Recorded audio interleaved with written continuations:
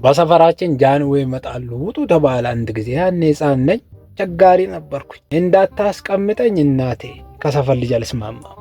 ይዛኝ እንዳትወጣ ላስቸግራት ነው። በቃ ጭንቆ ነባት። አዝላ በሻርፕ ይዛኝ ወጣች። እኔ ደግሞ አስቸጋሪ ነበርኩኝ። በዛውም ለክ ደግሞ ቆንጆ ነበርኩ። ሰው ሁሉ ቢያገኝ ይስመኛል፣ ይሊሱኛል። በጣም ነው የሚወደኝ ሰው። እንደውም ምን ይሏታል እናቴን፣ አንቺ ይሄንን ልጅ አልወለድሽውም ከአንድ አረብ ነው ያመጣሽው ይላት ነበር። ታለቅስ ነበር፣ እኔ እናት ታለቅስ ነበር። አባቴ ከዛ እኔ ካመንኩሽ በቃል እባክሽ ዝም በይ ይላታል። እኔም አላምናትም፣ የሰፈሩም ሰው አያምናትም፣ እኔም አላምናትም። ለምን እኔን የሚመስል የለማ። እህቶቼም ጠቀርሻ፣ ወንድሜም ጠቀርሻ፣ የወለዱትም ጠቀርሻ። አባቴም አላህ ይርሐመው ጠቀርሻ ነበር። ከአርሶ ሲመጣ ጥቁረቱ ምኑ በውጭ ሲታጠብ እኔ ትዝ ይለኛል።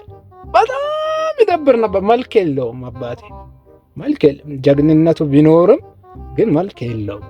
ከዘራችን ልጅት ብዬ ቁጭ ያልኩት በመልክ እኔ ነበር። በቃ ይዛኝ ወጣለች። ፈሪ በመኪና እንዲህ ሲያልፉ አንድ ዞር ሲሉ ነው መሰለኝ ያዩኛል። አዩኝስ በቃ ወረዱ።